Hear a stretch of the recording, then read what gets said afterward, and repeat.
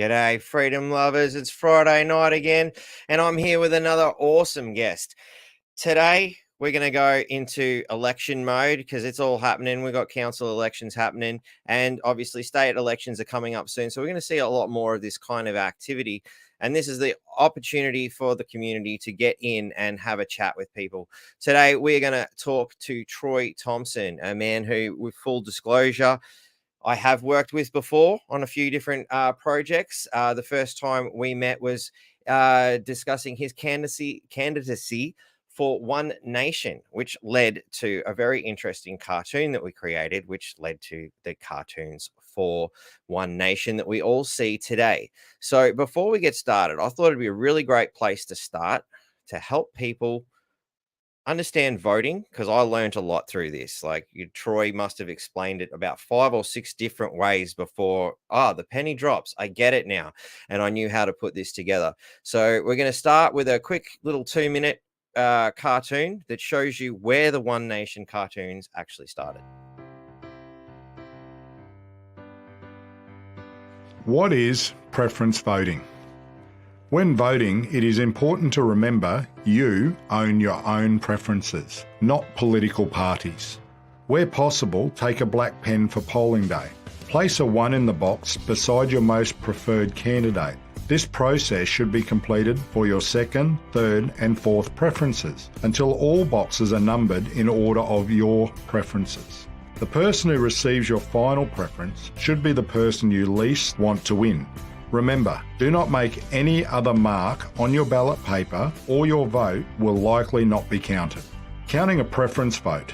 The first step is checking each vote is formal by ensuring all the boxes are properly numbered on the ballot paper. Polling officials will then count first preferences by looking for the number 1 next to a candidate's name and allocating the vote to that candidate. Next, the candidate with the lowest number of first preferences is eliminated from the count. The second preferences of the eliminated candidate are distributed to the remaining candidates. Now the next candidate with the lowest number of votes is eliminated and their second preferences are distributed. This process of elimination continues until just 2 candidates remain.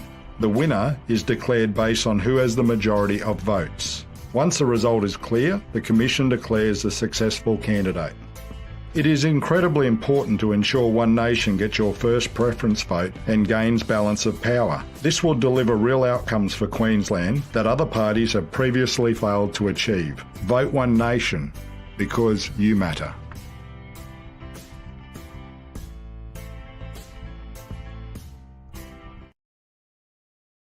So that's where it all started. It was an interesting day back in 2020 when I came across Troy, and I offered my services and he asked, hey, can you do these things? And coincidentally, I had just looked it up the night before. It's just one of those strange twists of fate. It was obviously meant to be. And he said, hey, mate, can you do this? I'm like, I reckon I can. And a few weeks later, that was kind of what we were putting out. But anyway, enough about me and what we did there. Let's introduce our guest today. G'day, Troy. How are you, mate? Good, mate. How are you? I'm very good, man. And it's good to be working with you in a different capacity this time, It's always good being interviewed by somebody that you're comfortable with. So That's it. I think it's important that full disclosure is given in the nature of this, that we have worked together. And I think it's a good place to start too. Obviously, they're probably going to throw a few eggs at you. Oh, look at him. He's One Nation. He's a redneck racist and all those kind of things that we get from, certain people within the community. Tell us a little bit about what transpired there with the One Nation camp, man. Oh, look, I have no ill feeling, and I certainly have no reservations about putting my foot forward to become a candidate. And very early on the piece, I obviously spoke to Pauline Hanson, and it was actually a federal member who said maybe you should look at another party to go through this process. So I then approached Pauline. We had a discussion and we agreed in principle that I could run for the party on the grounds that I could use myself. within what we did. So we went down that path, and we gained a lot of momentum quickly. And I think it's got a lot to do with that. Let's just be honest and always confront the issue, answer the question, don't avoid anything. I probably am a little bit too blunt, quite often being told you're too bluntly honest, because if you're like that, people aren't going to always, be accepting of you as a person. They like that political speak. I never believe that. I think people like honesty, and there's enough dishonesty in politics to know who's lying and who's not. So the journey of One Nation was over 6 months, if you like. Towards the end, about 6 weeks out, some information came to light with Pauline, and it was around. It didn't actually come to light. She was aware of it, but she was concerned. And the first one was, and this is something that I've brought up with people already when I'm going through this mayoral candidacy, was you change your name. You must be a criminal if you change your name. And I said, well, no, not at all. In 1996, was quite a bit of time ago, I changed my name because I had a German wife who was the last in her line. So I hyphenated my name. To me, that's all I had to say. It's equal opportunity, isn't it? That's what women have been fighting for. Like, I don't understand how that's a bad thing. Yeah. So there was that, and then that was the first thing Pauline brought up, or James Ashby brought up, I should say. And then it was when I came back to Australia. So I lived in Germany for 6 years, running an IT and supply chain, and worked for Department of Homeland Security and a few other bits and pieces along the journey in Germany. And I'd come back and I took a job on as a CEO of a global supply chain management and people management company. And that company, when I came in, had $14 million of debt. I took it down to $4 million of debt, and the owners decided to close it up, put it into administration. As it was, they end up selling it for credits, tax credits. So everything worked out well. But at the time when I spoke to Pauline, it was just Pauline and I. It was very genuine. She said to me, look, I'm concerned that the opposition, mainly the red hats, she would call them, Labor, would come at you and they would try and use that as leverage. And if you were successful, they'd try and come after you for that money. Because when you become a CEO of a company, you become an officer of the company. And in that, you take ownership of everything that goes on in the company as much as a director. But so even the events that have happened before you took the CEO position, you're still accountable for that? Well, at the time I was. No, so it's expired now because everything has an expiry date. Right. And that was in 2015. So it's well past due now. But the concern in 2020 was it was 5 years. So it was just on that borderline. But Pauline had basically said, that concerns me that potentially there's a risk for somebody to sue you for that amount of money. But I wasn't a shareholder. I wasn't a director. I was made an office holder so I could sign off on company documents. And a lot of people aren't aware of that. When you become a CEO or an executive, you become an office holder of the company. Things change. Ownership change. I had no idea.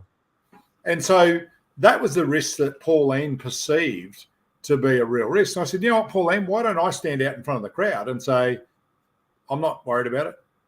I'll tell you the truth. I took a company from $14 million of debt down to $4 million. Yes, there was a minor risk, but the risk would be a non-event because I'm not a director and I'm not a shareholder, which means there's no owner. I get nothing out of being an office holder other than the CEO of a company. So anyway, at that point, Pauline said, so look, this is my concern. We're going to offer you to withdraw you from the party, or we will have to look at disendorsement. And I said, look, I'll withdraw. You've given me no choice, but I will withdraw. And that's where we got to. So now in the papers, in the bulletin, they're disendorse One Nation person, name change, company goes insolvency, all these things. It's like, really? Why don't we tell the truth? I changed So, my name in 96, not in 2020. yeah. And I'm assuming we're talking about the Townsville Bulletin because it's pretty much the only newspaper Well, in town, but we'll get to that idea yeah, a little bit further down the track. yeah. Have they approached you, in your opinion, in fairness, to get your side of the story? Not at all. So I had the one of their journalists ring me and talk to me, and it was interesting because here I am, independent. I don't belong to a party, and I haven't since 2020. And Yeah. I believe in a local election, you must be independent, because if you're Labor, like Team Jenny Hill, you have tunnel vision. You talk about one party, your policies, your procedures. If you're Liberal, you talk about your policies, your procedures. So by being an independent person, you have the ability to say, okay, I'll talk to you and we'll take on some of what you're saying, and I'll talk to you and I'll take on. But in the end, as an independent, I'll go be guided by my community, not by left, right. I'll be guided by the people in the community, because there's more of them and they're the ones who vote, not a party political journey. So the Bulletin, when they asked the question, first thing I got a phone call was, "Oh, you're the One Nation guy we want to talk about." And I went, "Really? We're gonna bring up that old chestnut?" Yeah. And then when we had the interview, he started pushing, "Oh yeah, but you were disendorsed." No, that's what you reported it as. Were you at the table with Pauline, James Ashby, myself, and my mother? He said, no, but that's what we were told. And I said, no, you weren't. You weren't told that at all. So they printed that in when they did the story, said loosely that I was a almost One Nation candidate. Yeah. And that I was disendorsed. So that was the first untruth. And then they tried to bind the name change and disendorsement like they were together, that I changed my name because it was an insolvency thing. But I changed my name in 96. And then when I got my divorce, I went back in 2006 as Troy Thompson. So the company that I worked for was in 2015. But they had binded the story in such a way that they try and make you seem bad, because they don't want positive people in the industry. You know, you can't be too honest, because you wouldn't make a good politician. And people wonder why people have lost faith in the mainstream media. And, you know, again, as you know, and, you know, everybody on the channel has probably heard me say many a time, I've worked within the mainstream media, and particularly here in Townsville, and I believe most rural regions are acting in a similar capacity. It's a revolving door. So I wouldn't mind betting that the reporter who spoke to you regarding this is just going through the archives, has, you know, maybe been with the paper for a year at best, possibly two, and is literally relying on this newspaper tells the truth, and this is their archive is it's like the only library in town. It's the only information. They're probably underpaid, overworked, understaffed, which is the standard procedure since I first moved here to work for the mainstream. So, I mean, without sort of covering for them, I can see where they're coming from, in the sense that they probably don't have the capacity to do their job properly, which is one of the big problems. But, you know, having confronted a few over the years, they don't seem to have much of a desire to want to do their job properly and just slap happily go through. Yeah, look, they certainly write what they see in front of them. They don't interview and get to know and take on board what the person standing in front of them or on the phone is telling them. They're scrolling through stories that they've heard or media, and that's what people believe, unfortunately. So what I've gone about creating in this is to demonstrate to people that, you know, it's 4 years. 4 years is a long time. And I'm not a member of a party, and I don't regret my decisions, because that's what makes me who I am now. Because if you don't learn, what's the good of it? You've got to learn from every journey you've been on. And that's, you know, unfortunately, people don't get real these days. They like to create things. And I think the hook that the print media puts out there is exactly that. It's about getting a story and a hook So people come to it and they use that as their story. But the honesty has gone out the window. It just doesn't tell the real story anymore. Or at the very least, you could call it selective honesty. You know, they've chosen what little pieces they have, and you know, whether purposefully or ignorantly omit important details. Yes, yeah, absolutely. Yeah. So I've had a comment pop up here. If you'd be care to answer, does Pauline Hanson and other pollies have advisors? Don't they make the decisions, e.g., like Joe Biden is running things? What would you say to that? Look, Pauline Hanson absolutely has advisors. If I say so, Pauline Hanson's advisors, Jenny Hill, pays in Townsville for advisors $600,000 to advise her. Yet she's got a CEO who is employed to run the council. He should be her advisor. So you've got to ask the question on the quality and the ethics of your advisors. Now, Pauline's advisor has always been the media man, James Ashby. And so he brings the stories to Pauline and brings the information and drives it in that channel. So they all have advisors. Don't get me wrong. If I'm elected as mayor, I want to go to the community as my advisors because I'm going to be judged by the community for the next election. These days, politicians aren't held accountable.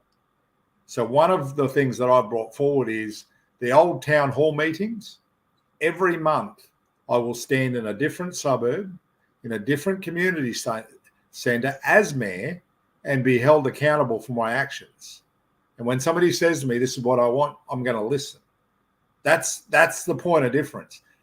They're paying advisors who are professionals in business, but they're not professionals in community. Community are you and I, the people who pay your rate, pay your bills. They know what hurts them. They know what makes them move forward. That sounds like a great idea. I love it. Like I noticed to drag in the yes/no scenario that I noticed that Labor were very selective about who they would invite to these meetings, and they were done very quickly. And you know, by the time you heard about them, it's like, oh, Struth, I missed that. You know, didn't really make it a big public thing to get the people's opinion. And from what I heard, it was more like they stood there and dictated terms as opposed to asked for the people's perspective on things. And in my experience with Labor way back in the day, helping out people who were trying to get in with unions and whatnot, I noticed there was a specific trend with the Labor Party, and it was very dictatorial. And when you start seeing them promoting ideals such as communism and socialism, and if anybody questions that, I can present the footage to show you. They do promote those kind of concepts. And, in a lot of ways, if you're not on board, you're out the door. And one of the people I worked with, and one of the people I worked with actually called me once upon a time and said, hey, you need to take these Facebook posts down and whatnot. You're posting against the Labor Party. I'm like, freedom of expression, mate. And just because I did a job for you doesn't mean you get to tell me what I can say on Facebook. Oh, mate, you got to understand, Labor Party will go through my feed and they'll find who I'm friends with, and they'll go through your feed. And if you're saying the wrong things, that'll look bad on me. Oh, look, man, you'll get a lot of work through us, just so long as you toe the line, and I was obviously not very comfortable with that, and, haven't exactly done a lot of work with that person ever since. As a result, I was absolutely disgusted that kind of thing was happening here in this country, and to see people promoting socialist and communist ideas, particularly seeing we've fought so many wars, and here we are in a military town, so many people have put their lives on the lines to stand against that kind of ideal. I'm very disturbed to see that it's taken such a stronghold. What are your thoughts on that? Oh, look, absolutely. I mean, I look at it. My dad fought under the flag. He had 14 tours: Vietnam, Borneo, Malay, wars that we didn't know were wars. And he fought under one flag. And he fought with Aboriginal soldiers, British soldiers, American soldiers, Australian soldiers under one flag. I spent some time overseas, and the one thing that I was told by a very important person in Germany was, and of all places, Germany, identification causes racism. Okay. So what happened in Germany? They identified a race. Mm. Then what happened? So what we've done in Australia is we started this identity politics. We've started to separate people. Yeah. And you can't have that. We've all got to be bonded together and move forward together. But we've turned this, I should say, the government in power these days and locally. You look at Jenny Hill, she established a party for local government which should be independent. It should be 10 independent councillors and a mayor. But she set up at the last election a party, and 8 of the 10 councillors are Team Jenny Hill. So which way do you think the vote's going to go every time they don't even have to ask the people? It's always going to go the Labor way. So we've also got another scenario I was made aware of during the week where we've had I can't remember exactly how many councillors were. I think it's somewhere in the vicinity between 3 and 5 have pretty much just been re-elected under Team Jenny Hill, which is a wonderful way of kind of make a sporting scenario out of what would possibly be considered a socialist construct. Have automatically been re-elected because nobody stood against them. Yeah, so the last election, that's exactly what happened. Mark Malacino comes to mind. So he's the deputy mayor. Yeah. He had no one at all. So they just said, tick, there you go. Mm. Now, what we've got right now in local government is on Monday is the last day for people to elect themselves to run for council as a councillor in an electorate. So if you live in Kerwin, you might be the electorate against Kurt Rayburn, who's the Team Jenny Hill one, and that's the electorate 7. So each one has up to 10, got a different electorate, different one. So out of the 10 electorates, 8 of them are Team Jenny Hill. Now, right now, as it stands, on Monday, as I said, is the last day to nominate. Now, so this Monday coming, so there's still time for people to jump in and give it a go. Well, look, what I would suggest is the more people who run against the councillor, you split votes. So you've got to be very careful about the numbers that run in any one electorate. So with me at the moment, there's only myself or Jenny Hill. There is no one else running at the moment for mayor. It doesn't mean that somebody else might not pop in, but because the Labor Party or Jenny Hill is such a stronghold, if you divide the votes, you're going to divide my votes, not hers. Yeah. But in the electorates, in electorate number 5, 6, 7, and 8, there's only Team Jenny Hill nominees. So there's 4 seats out of the 10 at the table that she gets straight away unless somebody nominates. And to be quite honest, there's a pretty good chance because they haven't done anything. So if you nominate against Team Jenny Hill Division 6, Susie Batkovich, well, she's a sports star. But what has she done? What have you heard she's done? Well, she actually is sort of running my electorate, and so far she's handed out some sausages at the park down the road that has had the playground burnt down twice, thanks to the wonderful crime scenario, which again we'll get into a little bit later as well. I think that it took something like 6 months of this, just roughly off the top of my head. I haven't got the stats in front of me, like I started at 3 a.m. and I knocked off at 3 p.m. So yeah, it's been a bit of a mad dash to get this done. I can't remember the exact span of time, but it took months to get that playground built. And within, a few weeks, it was burnt down again, and it hasn't been restored I think we're getting into at least a year, if not more. So if you look at your electorate, are the roads upheld? Is the street and everything mowed? And is it clean? Is it tidy? Do you And have safety issues? I've got to mow my nature strip, and I get billed for the privilege of doing so. Not That's to mention exactly there's right. smashed out concrete right on the corner there that hasn't been fixed in 6 years. Actually, on that note, I was talking to another local the other day, and we just recently had the cyclone come through, and it was a Cat 1. It wasn't, it was a bit windy. Yet we lost power very quickly. And I mean, here in our area, the power lines are under the street. So it wasn't any power lines in our vicinity, yet we've somehow lost power. I can imagine, and from what people have told me, previous mayors were pretty diligent with getting around and cutting back trees near power lines and things like that would have prevented a lot of the power outages that we suffered. Now, that is a council issue. That's something they're supposed to maintain for that excessive amount of money they are charging us. Yes, yeah, look, it is. And that's one of my pledges is the upkeep, the cleanliness of our suburbs. People in Townsville are no longer proud of what they have, their patch of dirt, because look around them. What have you got to be proud of when everybody else it's trash? Rubbish doesn't get collected. Walgaroo have got sewage seeping into their backyards. The water quality is atrocious. The power, yes, it's a state issue, but it's not dependable. We know that places like Adalia and Blue Water and all those go underwater. We've done nothing to prevent these things or to participate. But I'll tell you what Jenny Hill has done. She's increased her billboard account from $600,000 to $1.1 million. Which is great. Everybody wants to see Jenny's face. Can you just repeat those numbers for me, please? So $600,000 was the original billboards and advertising for Team Jenny Hill. It's now 1.1.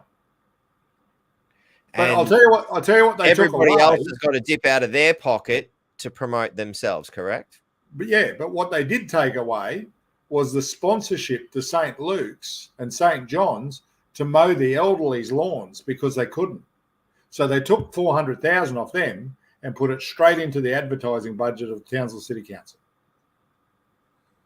I know, because my mother was one of those who can't mow. She can't do those things. She's an old woman.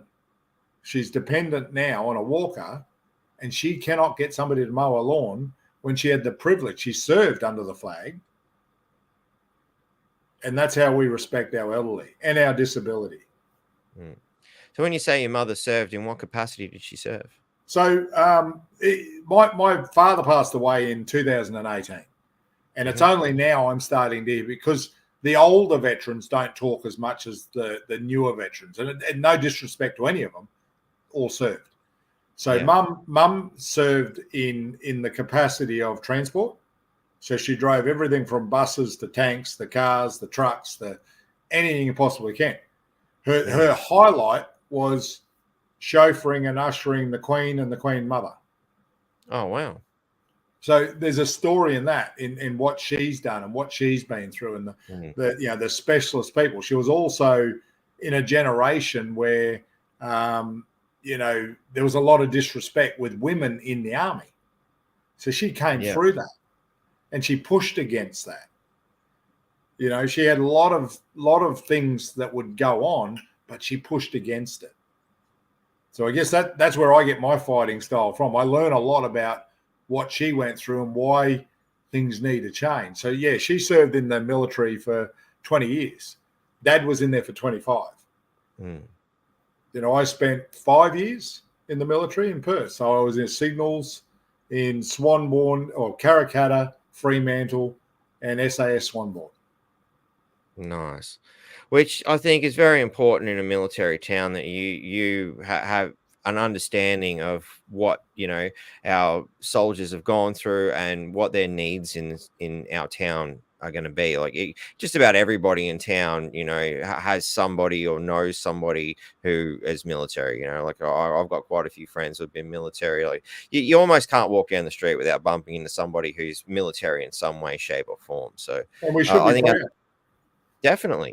Definitely, especially as we're approaching a time where pride in our own country is somehow a civic offence, where elderly men on Australia Day are arrested and charged with inciting a riot for having little flags hanging out of their hat in their own country.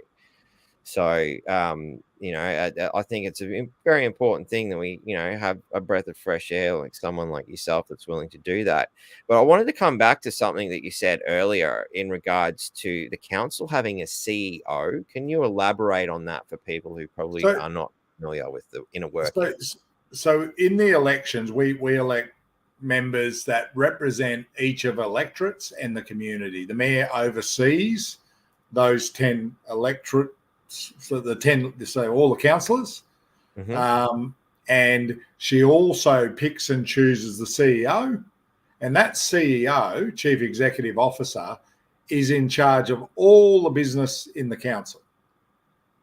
Now, that CEO is hand selected by Mayor Jenny Hill. So any business that goes on, any contracts are there, is managed by Jenny Hill. Now, she also says she has no conflicts of interest around the city, yet she sits on the board of Townsville Enterprises, Bulletin, airports, ports. So she's on. Hang on. So she is on the board of the one and only local newspaper. Yeah, she advises them. I wonder why they didn't give you a fair run. But it doesn't stop there. It's also things like she's the Oasis Centre for the military, the veterans. She's the patron there. Right. Townsville Enterprise is a private business, and Townsville City Council gives them over $1 million every year. Now, if I have a business, I don't get gifted money by the council to run my business. Yeah. If I don't make it work, it doesn't work. What she's doing is feeding an enterprise for self-promotion. Now, you've got a Chamber of Commerce that's 142 years old and it's a non-profit, and they advocate for small and medium businesses. They're not getting anything like what Townsville Enterprise is getting. Big business and Jenny Hill. Jenny Hill is on the board of Townsville Enterprise, who she pays money to. If that's not a conflict of interest, I don't know what is. Especially since she's using my money, your money, everybody in Townsville's money, to buy that influence in a sense. And it reminds me like back when we were working together in the One Nation days, and Malcolm Roberts come to town, and we're not going to name anybody who turned up that day, but quite a few people turned up to express their grievances, pretty much about what you've just raised, and how many people felt bullied. And we're even afraid to put their face or their name to the words of what they were saying, what was going on. People who were trying to help out and do things in the community to help their fellow man were getting shut down because they weren't doing it her way. Look, and that's very, very common. So every business in town is in some way affected by local, state, or federal funding. So, you could have a factory that has an apprentice. That apprentice's salary could be co-funded by the state government. When you have one party in power, local, state, and federal, that party controls those funds. You disagree with that party and their methods, you're suddenly under review when it comes to your funding stream. That's the leverage. That's the power. My campaign says you don't have to like, you don't even have to follow. Watch, because a vote is silent. A vote is silent. So she can't see that. An electoral sheet doesn't have Troy Thompson votes number 1 for Troy Thompson and signs it. It says 1, Troy Thompson. No one knows who put that in there. Yeah. And that's the power of the people, is votes are silent. Definitely. We can all nod our heads to Jenny Hill and say, yes, we'll do what you want. But on election day, it's very, very important that everybody says, we've had enough. I agree. And the fact that we're staring down the barrel of nearly $4,000 a year for the privilege of having my own home to pay for her to do these things. Yeah, I can't afford to have Jenny Hill around anymore myself. I've pretty much had enough. There's quite a few things that I'd like to, have a yarn to her about. look, there's a few people in, I mean, let's deal with some simple things. Obviously, the rates. What are your proposals towards rates? Is there, do you see there's a way we can bring that cost down so that I Yes, can afford to live? absolutely. So every government, every level of government have items that they're responsible for, right? But it doesn't mean that they don't overlap, because if you don't all work together, it doesn't work. And an example of that is a local council is invested in energy, hydrogen, a hydrogen plant out by Calcium. So there's lands and there's funds and there's investment in those. Why does a local council have to participate with that when they've got to look after water, sewage, roads, maintenance, the local community? Why do we have to keep investing in that? I get that we want to move forward in the future and do those things, but that is a state government item and they should be managing that. If we pull out of that, if we sell the rail yards that have been sitting empty forever, then all of a sudden we have got tens and $100 million sitting in a bank account. And by bringing down the debt, we can bring down the rates. The only reason the rates are so high is because we're trying to do too many big things and we're not concentrating on what is our basic, which is looking after our community, looking after our people. So we've got to get it right in the basic end and we can bring our rates down. So my proposal is, let's not allow the rates to increase any further. Let's stick it for 4 years and freeze it. Now, if I can bring it down after 12 months and we can bring debt down, we can bring rates down. But let's at least say enough. It's not going up anymore. Let's stop it right now so that we can pre-plan on ahead for the next 4 years and say, this is how much money I know it's going to cost me and it's not going to go up. And once we get the debt under control, because we've got a lot of assets in Townsville that are useless to us. So if we sold some of those assets, we pay down the debt. Unfortunately, the people who understand and don't understand the budget, we have multiple assets that have been overvalued. And what that does is it makes our debt look less. So you could have a home that's actually worth 500,000, but Mayor Hill might be saying, oh, it's worth 750. So the value seems like it's more than what we've got in debt. So the truth has to be told. Definitely. They keep talking about truth telling. So, I don't understand what's so hard about it. Why do we need to legislate, telling the truth? Like, regardless of what truth it is, like, why not, like you said, just tell the truth? And as we were discussing earlier, like, I mean, you have to have a pretty good memory to keep bullshitting people. Like, it's hard work. 20 years in council for Jenny Hill. She's a career politician. Yeah. She knows what people want to hear. So let's just say it. You don't have to act on it. Just say it. Yeah. And I've certainly noticed that amongst the crime rallies. Yeah. Very good at sitting at the back, listening to what everybody else says, regurgitating the popular narrative, then wandering away and doing 2/5 of nothing. On the process. Sorry. Yeah, sorry, mate. You go. I was going to just sort of move in a slightly different direction, but you continue with what you're saying. I was going to say, talking about the crime and safety, on my page the other day, we put about rocks around parks and the crime and all those, the knee-jerk reactive response. Now, I had put on my page a 2020 safety plan that the mayor wrote. 2020. It's the same one as this one. It's now 2024. Oh, really? Hasn't changed. Nothing's been achieved. She's done nothing. But it looks great on a newspaper and on TV. Yeah, especially when you're on the board of the newspaper. It's it's kind of hard to say they're unbiased in that regard. On the process of cutting costs, how much did our smart meter rollout for water end up costing us? Is that why my rates have increased so quickly? And I mean, I didn't even get a chance to say, look, I don't want your bloody smart meter. As this poor woman, had a go at it, but she was told she'd get fined for saying, no, I don't want one. I mean, I unfortunately, I never got a chance to say no. It happened that quick. Like I felt like the letter, as soon as the letter hit my mailbox, it was installed a day or two later. I didn't even get a chance to write a letter saying, I don't want this. Yeah, because the decision was made by 8 out of 10 councillors who are Team Jenny Hill, who voted on it. Jenny said, I think we should do this. And 8 out of 10 who are in her party, the party named after Jenny Hill, they have said, yes, we agree, Jenny. Yeah. You didn't get to say anything. What No. I'm proposing is a point of difference. Every month, go and stand in a community centre and say, what do you think? What do we need to do? You might not always get your way, but you get heard. You can't accuse me then of not listening.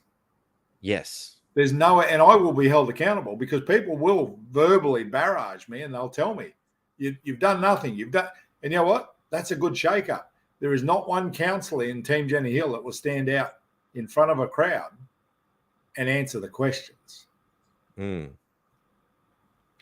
We've got an interesting one here that I think you might want to have a read of and respond to. Yeah.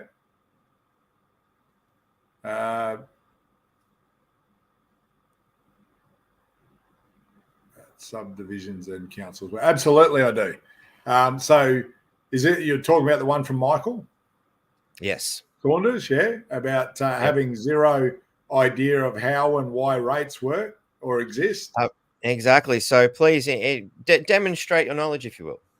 Yeah, look, absolutely. So I pay my rates, and in there's general rates, there's water rates, there's emergency services contributions, but the general rates continue to go up, right? We're paying for things that aren't being done. That would be a correct assumption, I would think. Now, rates are created to pay for the maintenance of water, sewerage, well, general rates for maintenance, roads, all of the things that a local government is responsible for. Now, what Michael's basically saying there is I don't know that if I pay rates, where my rates are going and what's involved in creating those rates. I do, because I see councillors, I see workers on the road get a traffic person in for 3 hours, then go to work for an hour and a half, then have lunch, then go for work for another hour and a half, and then go back and have a pre and post start meeting. Is that an efficient use of rates? So what I'm questioning is the whole process of what rates are about and why those rates are there, because there are assets where we can sell assets and put them against debt. That's what brings down council budgets and finances. When you can control that, you can control the ups and down levels of rates. Rates only go up because things have got more expensive, because they're not efficient in what they do. When you've got 3 line managers and 1 worker, what's that tell you? One guy's on the shovel and there's 3 around the hole telling him what to do. You're never going to get anything done. So that whole process of what rates are about, from the ground up, most people don't. That's a manager's comment. Don't understand what rates are. I do. I was a gas fitter for a long time as well. I dug holes for a living. I put pipes in. I understand it from that level. And I went from that to a CEO. I know what a budget is as well. I know how to run a budget in a company. So you've got to have that understanding. How does a sports star who is a great basketballer understand a budget? You know, so often we see politicians in positions of power, like Mr. Giggles, who's now the Premier of Queensland, who doesn't understand what it takes to run a state. But he has got a degree in unionism, so that's important. A degree in unionism. Pretty much it. So you mentioned, a sale of assets. Yes. What kind of assets do you feel are not being utilised that we can, sort of cut the fat with? Well, look, we keep putting proposals together as a local government to get things built. So to get the rail yards built out, to get around the stadium built out, to get around the port expanded, there are assets there. There's old buildings that could be sold. There's been so many developers come in and say, we've got this idea, but we're not letting it happen. We're not letting the city expand. Yes, people will come in and they will build it out, but do you think they're going to build it for it to look ugly, to not fit in with the landscape, to not bring revenue into Townsville? Or do we sit on an asset and they go, oh, we'll just wait for that to go up and the ideal opportunity to come, and we'll manage that asset. Townsville City Council has proved they can't manage assets. So let's move them on and use that equity to bring down debt. We, as ratepayers, should not be paying what we're paying. Yeah. So, I mean, I hear what you're saying, because I've certainly seen it. There's a lot of buildings around Townsville that, you know, have never really been open. There's some that are just recently starting to get going again. Parking is an issue that I feel, particularly in the city, is possibly a motivating force for why our town is a bit of a ghost town during the day. Like, I mean, I had a friend come up from Melbourne quite a while ago, and I took him for a walk midday in town, and he's like, where is everybody? This is really eerie. You know, he's come from Melbourne, you know, he's crawling over the top of people 9 times out of 10 to get through a door. So it was a massive contrast. And I'm like, well, you know, from what I can tell, this is what happens when you try and make a town pay for parking, when I can go to a business down the road, sells the same thing, and not have to pay for parking. What do you think about that, and how do you think? Why should parking be the revenue stream? Sure, put a multi-story car park up and charge if people want to park there. But, you know, parking in the city shouldn't be about that. It's about bringing people into the city to spend money, to grow local business. Council should be supporting local business. What they're doing is turning people away. Yeah, it seems that way. You know, that's all they're doing, is turning people away by charging for parking. I won't go there for that reason. I honestly, to me, it's too far out the way to want to go and pay for parking. I dread any time I have to go into town, because it's one of those businesses or, you know, institutes of some sorts kind of, well, it's the only place you can go. I hate it, you know, and I think, like most locals, you are happy to spend the extra 10 minutes driving around trying to find a free spot to park. Well, isn't it odd that when you go and have to pay for a service, or even your rates, if you go into the Townsville City Council, you're not paying it online. You're going to pay for parking to go and pay for a service that you're being billed for. There's nothing like double dipping in politics, is there? Oh, yeah. Oh, yeah. Gotta love it. Gotta love it. So what do you think we can do there? Do we just scrap the whole pay for parking thing? Do we perhaps, you know, maybe demolish a building or two and put in some free parking? Because, I mean, for me, I remember looking at some of the historical photos of the Townsville city, and there seemed to be a lot of more open lots there where people seemed to be parking from just a observational, you know, photographic one-shot look. I'm like, so perhaps it was easier for people to park back then because there's more spaces available. And I've noticed in my time that they've set up places now, oh, look, we put more parking in, but they seem to be outsourced to private companies that are also charging. Well, it's town planning, right? That's what it comes down to, is planning. There's a reason Idalia flooded, town planning. When you go to a shopping center, I had somebody come to me the other day. This gentleman was a veteran who has MS, and he goes to a shopping center, and there's collect and pay parks, and there's 8 mother parks, you know, parenting parks, but there's 2 disabled parks.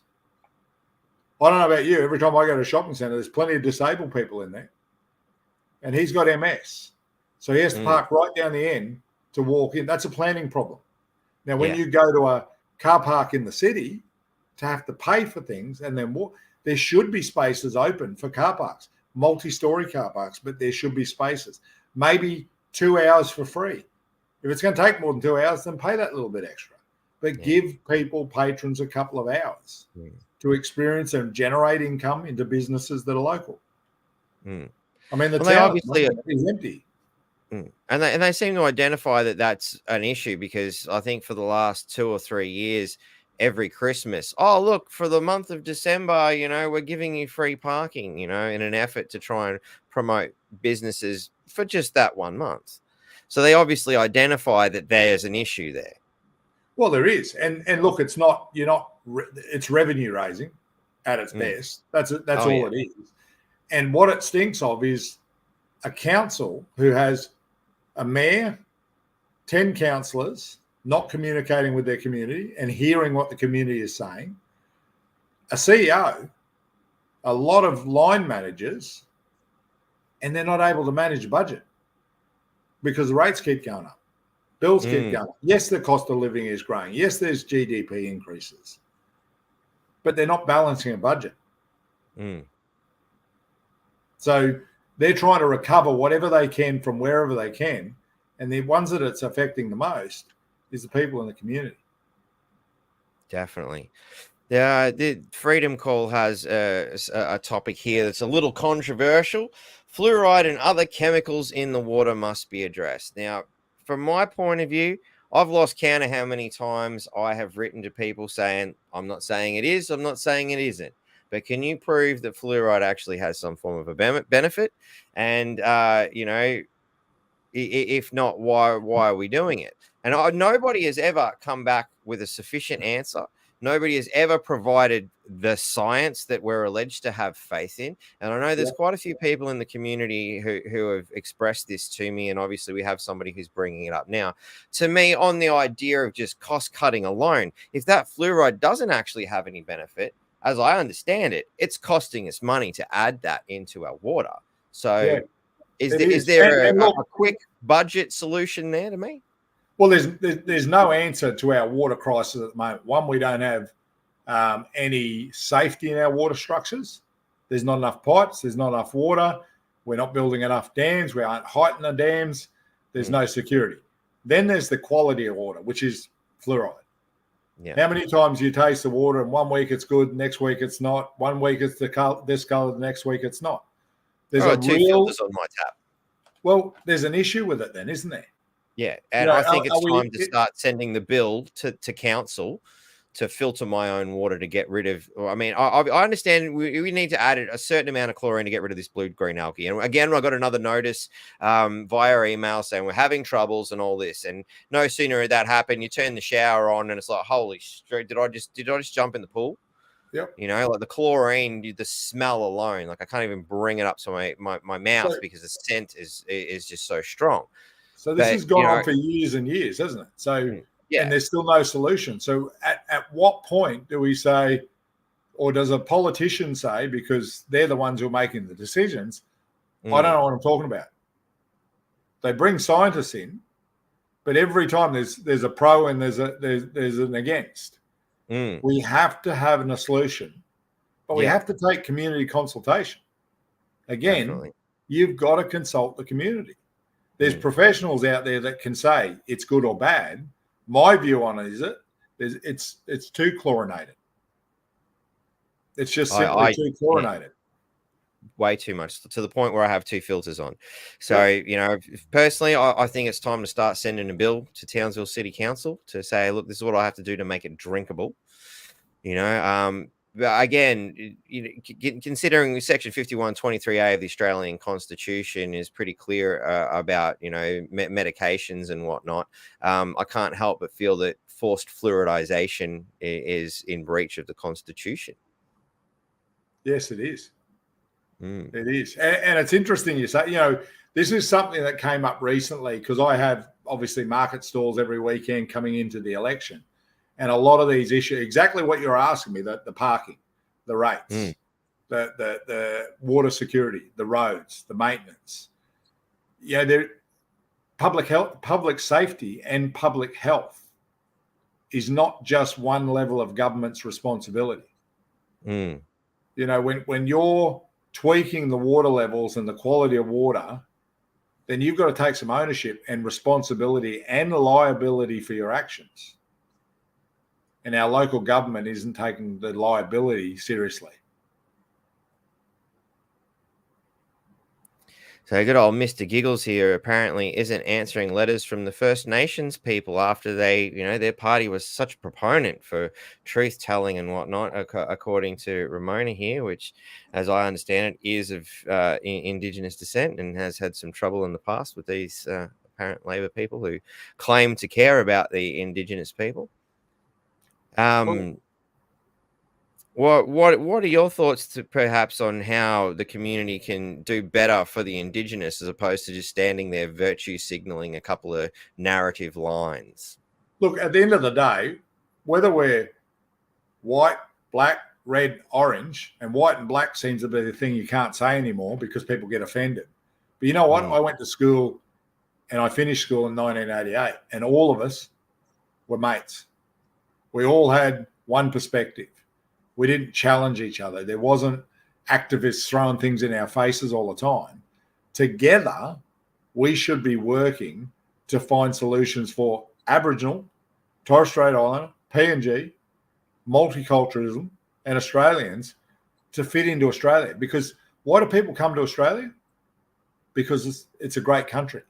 So why are we doing everything in everything possible to change who we are and our makeup? So what we need to do is get back to the basics and support our mates. And whether they're Indigenous or they're not, we're supporting our mates and our neighbours. So I'm all for everything being equal. But don't disadvantage people. Make it equal. Make sure what Indigenous people get, non-Indigenous people get. But make sure we all get the same.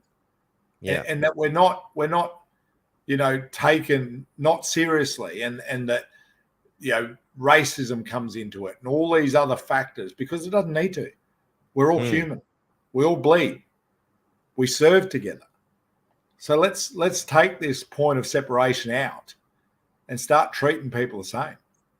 It's the only way you can move forward, is treat people the same way. Very well said, mate. Very well said. So I think we dealt with the power and we did that fluoride. So the newspaper scenario, should we talk about that? About our newspaper scenario? Yeah, absolutely we can. Yep, cool. All right. So again, full disclosure, Troy and I worked together for several months on attempting to bring the local region alternative newspaper, so that we don't just stuck with the Bulletin. There was obviously a lot of issues into getting that going, and unfortunately it all come a cropper. Would you like to give us a quick rundown? Because I'm sure they're going to drag it up in some way as some failed enterprise or something to that effect. Well, possibly, but it comes down to Big Brother again tapping little brother on the shoulder. So, you establish a newspaper, and in all intents and purposes, to drive home to people that they have an ability to write to a newspaper and that gets printed. That it's not altered, it's not adjusted. They've got something they want to hear about. It's a local sports club. It's a local community. It's a politician who wants to put a letter about what their view is, and we print that letter. Imagine that, printing a whole letter, a whole statement from a politician the way he wrote it.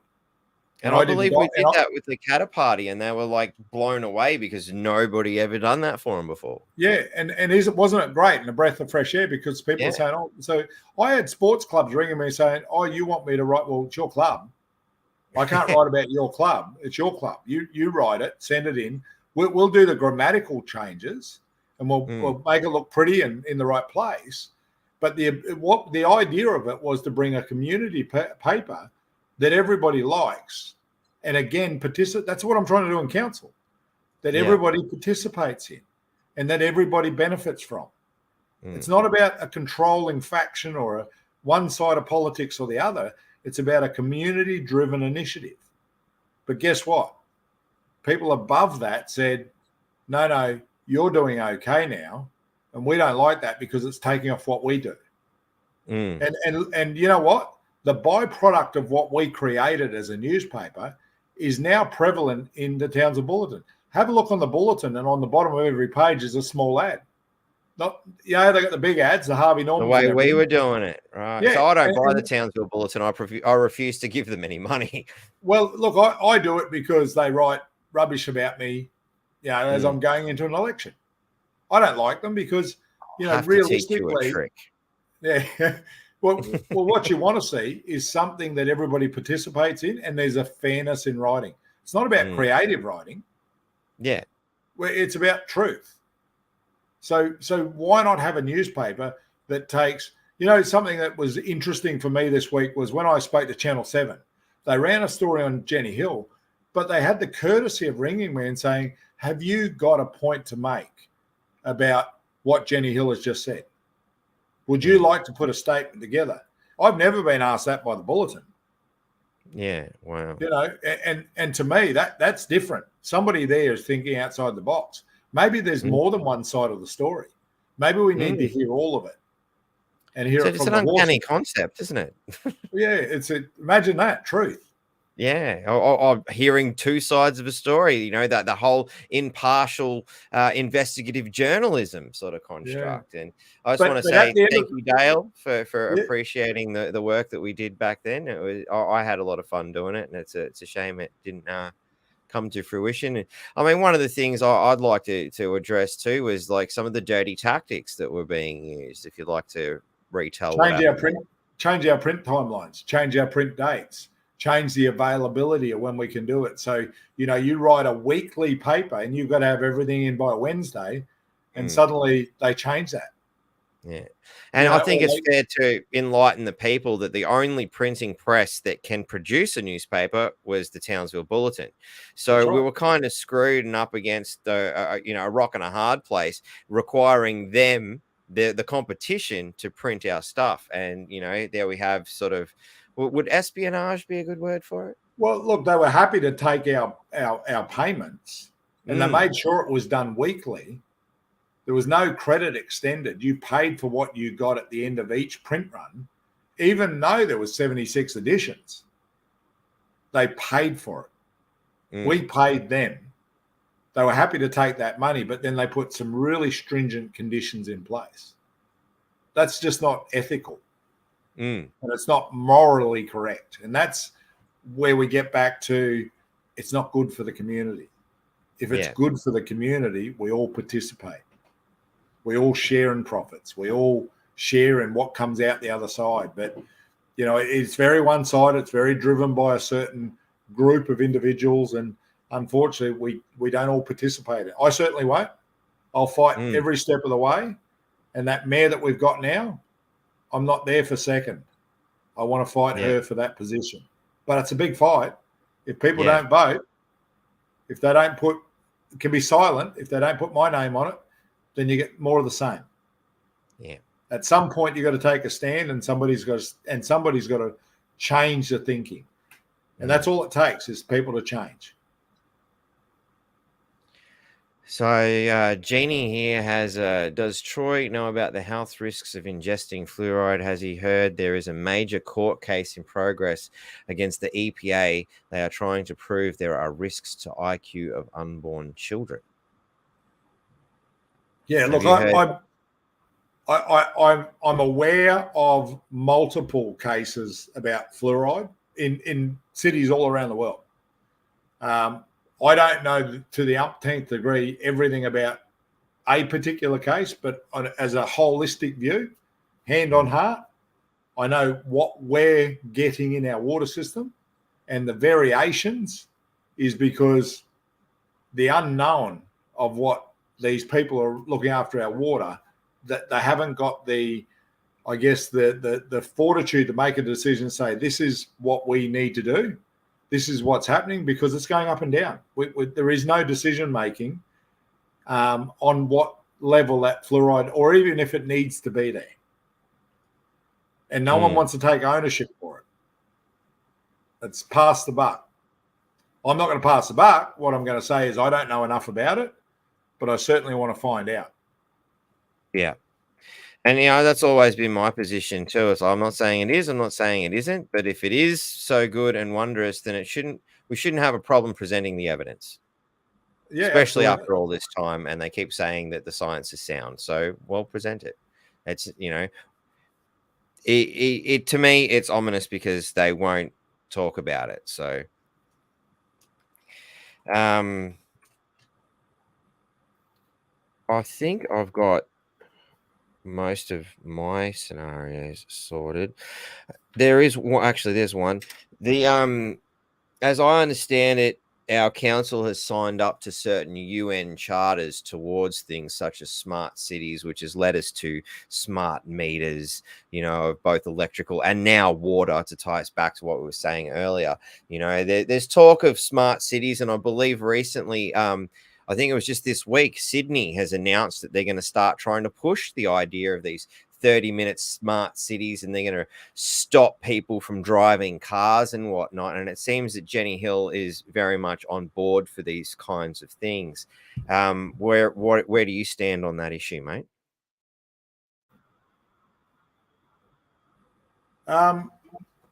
Sorry, mate, it was breaking up. Can you hear me okay? Yep, I can hear you. Yep. Did you get the question? Okay, cool. Yeah, so in regards to smart cities, I've never had a say in it. I don't know what's been presented. I do, because I've been privileged to find information, but I've never sat in a forum where everybody in the community is aware of what's going on and what's being put forward. It's like a little secret squirrel stuff, isn't it? We need to understand the content of what's coming down the line before we just sign up to something. I remember in year 2000 when they said all computers will go off, they're not going to work anymore because there's this, process that it's just going to drop out. You've got to change everything out. So, we get told lots of things, but I don't know enough about smart cities. So at the moment, I'm skeptical that it can work. Yeah. If I don't understand it and you don't understand it, but Jenny Hill does, that's great for Jenny Hill.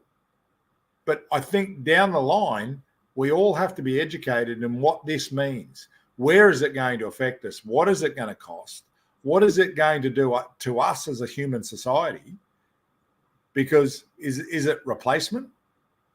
Is it stopping jobs? I'm all for advancement and learning and understanding and transitions, but are we ready to just jump and go? Or do we need to investigate it without going over the top and be informed about the whole process of what's going on? Because they are rolling this out in Townsville. They signed off on a lot of it before they went into caretaker mode.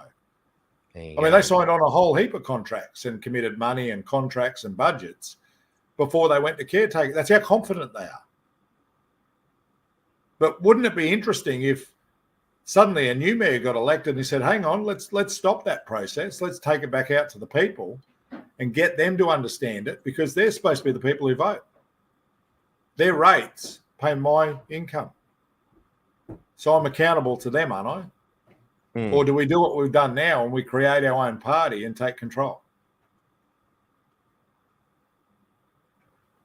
Exactly. So, again, another element of that to me seems to be these ridiculous bloody orange scooters that are getting around. And I can't help but think that's another economic burden upon the taxpayer in a lot of ways. I've seen the utes getting around loading these things up, and they're running diesel. So don't tell me, we're saving the environment when you got diesel operated vehicles right around picking these ridiculous bloody scooters up. And, to me, I look at these scooters, the way the people treat them, such as them being thrown in the rock pool and, igniting fires and stuff, because salt water, and we're a coastal town, with cyclones and things. We've got salt water mixing with lithium-ion batteries, which we know is a recipe for disaster. I can't help but think this was very, very poorly thought out, if thought out at all. Would you continue to sort of look at that as a viable option? A lot of people do seem to use them, but we have high accident rates, and it seems to have almost turned into another form of revenue, as you got to use your little app to pay for usage, and then there's the fines that go along with it. So, yeah, what are your thoughts on the little orange scooters? Well, I'd like to know whose liability it is by putting them out there. Somebody has an accident, whose liability is it? The person? Are they signing up and saying, because I don't see a contract. Yeah. So what my understanding is, the council has put that in place. So they must hold some responsibility to any liability and any issues that move forward. So again, pull back on some of those things. What I do see is a lot of fires lately. How many people have you seen where they've got scooters and they're imploding in houses and causing fires, burning down houses? I don't know how many times I see them scattered everywhere. There's got to be more time picking them up and finding them without helmets, because they're somewhere else, than there is actually having them being used correctly. So, I'd go back to strip it back, take them away. Let's think about this. Again, it's got to be a people motion.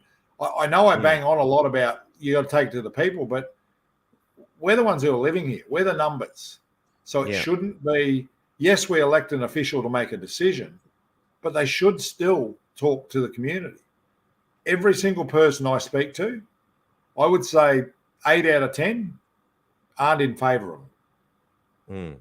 So I have to listen to that voice. Do I then go against the people who elect me and say, I mean, how silly is that? Two people say, yes, you've got to have them. So I take that on board and I put it in place and I roll out to the next election. Everybody hates me because I didn't listen to them. And yet here we are with a mayor who's done 3 terms and 5 terms as a councillor, and they keep re-electing her for poor decisions that she makes. So, again, community consultation. You can't just run with something that's liable, that's causing harm and danger. I have a big issue right now, and it is, the mayor brought it out last week on the show, rocks around parks to stop kids going on and ripping up parks. Now, that was a reactive response. But at the end of the day, so we've got these big fences around schools, right? When was the last time you saw a car go through the fence and rip up a schoolyard? Doesn't happen, right? So my thought process is, what if we had a parkland that instead of had rocks where you can kick a ball, run through the rock onto the traffic, the little child chases the ball, gets hit by a car. Or as a boy of a family of 4 boys, we would jump from rock to rock. How many broken bones, busted teeth, split heads do we have to go through? There's liability, is there not? Yeah. So to me, what if in that park you've got associations and sports clubs and you put a fence system in place that allows clubs to raise revenue, close the gates, allows you to have market stalls by gate takings, but opens to the public every other day. So you haven't got one club in town that's rich. You've got several parks and clubs, and that income goes back to that local community. You're using it, you're safe. There's no more cars being ripped up. The people who rip up the fields are employed by the council to fix what they broke. That's my consequences for crime program. Put them back into work. You want to rip up the field? That's no problem. Bring your wheelbarrow and shovel. Now, are we moving into like state and federal jurisdiction here as far as making that a law, though? Well, is the park clearly no punishment for a lot of these people who are doing the wrong thing? No, that's right. But you know what? The laws haven't changed in however long Labor has been in power, and LNP, right? Yeah. It's only because it's the flavour of the month. More and more people are losing property, getting hurt, getting injured. So all of a sudden, and it's an election year. Imagine that. We're all going to start talking more and more about this subject. Yeah, and we've all got an opinion.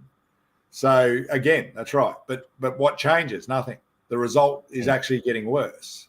Yeah. So imagine if you had a local government who wanted to participate in prevention of crime with a state government and a federal government. Imagine being able to, what you can downstream from federal and state, because it's your town as a local council, it's your town, it's your park that's being ripped up. So I have to pay for it, or you as a ratepayer have to pay for it to be fixed. So why don't we put consequences of crime programs in place? And the council employs some of these bad kids, puts an ankle bracelet on them, and says, now you go to work. There's a consequence for actions. Let's put you to work. But you know what I'll do? I'll pay you, and then I'll take a portion of that and we'll put it into a victim of crime account. And we'll pay the spur debt down that you've created in the courts to pay the court systems back. But what you will learn is to respect property, to earn a living, and start a career. And that's going to be funded by the state and federal government, but the council will run it. And that's participating in reducing crime. Sounds like a good idea to me, man. Like, like how I got young kids who can't play on a playground because there's this crime going on, and Susie hasn't bounced a basketball in that direction. So I mean, I see why they've chosen her for this region, because you got the Murray Sports Complex out there, and she was the Townsville Fire and they played there. And very, very clever marketing strategy on Team Jenny Hills. But yeah, side. But yeah, I agree. I don't see any councillor qualifications, nor have I seen any council qualifications at the time that she's been there. Nothing against her. I think she's, fine basketball player and a lovely person and all that. But I've not seen anything. Look, no one's having a shot at we're not having a shot at the individual, but when you run for a position, you should be qualified. You don't get to then say, I'm a councillor now I'll learn about the job. You need to be prepared. You need to understand what's ahead of you, not be told by your mayor what you're going to do, and you're the flavour of the month, so we'll use you as the poster child. Yeah.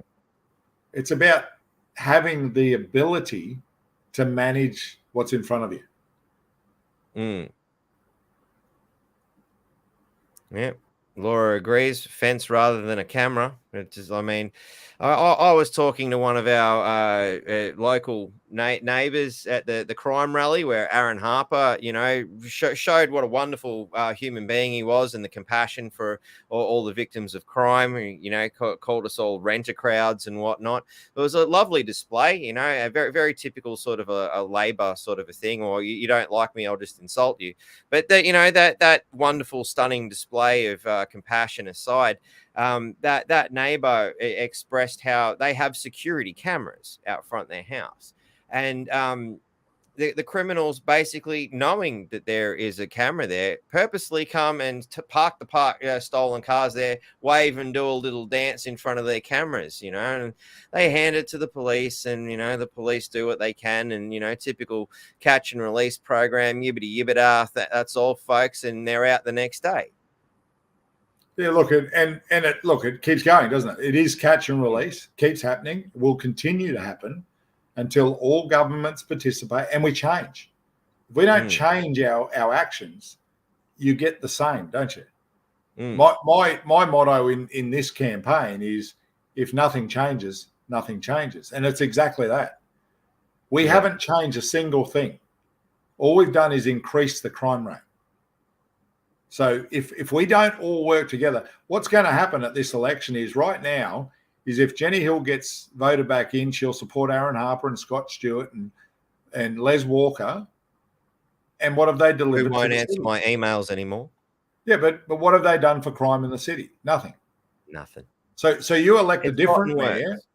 You elect a different mayor who knows that these state members in October are going to a state election, and calls them out and says, hey, are you going to do this? Because if you're not, I'll make sure that everybody in the community knows what you didn't sign up for. Yeah. That's what Jenny won't do, because she's in the same party. Exactly. Call them out. It's a hive. It's a hive, the way they operate. And, it's funny because, as far as I understand, I thought councillors weren't supposed to be politically biased to parties, but ours clearly is. Well, we're the only council out of 77 councils in Queensland where they've got their own party. And the mayor, the party is named after the mayor. So here's the interesting thing, is if Mayor Jenny Hill if I was to beat Mayor Jenny Hill and there was still more than 5 Team Jenny Hill members on the council, you go to a vote in the council chambers, Jenny's still pulling the strings of the people sitting at the chamber table. Because I assume she's not going to lose her position on any of these boards that she's part of. Well, no, they're paid. Why would you? And the other thing is, you've got to remember that LGAQ, so Local Government Association Queensland, which is the board for all the councils in Queensland, she's the vice chair of. The vice chair of every single council in Queensland. Interesting, the positions that people get into, isn't it? Yeah. And you can't tell me this isn't a conflict of interest. Oh, no, there's never a conflict of interest. Yeah, I mean, you got to wonder, and how much time can you possibly commit to any of these enterprises when you dipped into so many things? Well, you don't have to, because you pay for consultants who pay consultants who pay consultants who have many micromanagers and department managers and CEO-ships, and that's how you leverage business. You leverage business. So big business is being told, if you do this, you'll get some funding. You don't do this, unfortunately, the funding will have to be reviewed. We all know that happens. That's why people don't want to talk or speak up. You said it earlier, if you get seen to go against what is currently in place, you start losing favour. But as I keep saying, votes are silent. Vote them out. Then they can't use that leverage anymore. Yeah. Laura, can you please? What happens to Team Jenny Hill if someone gets in? I think we need to elaborate on that question a little bit.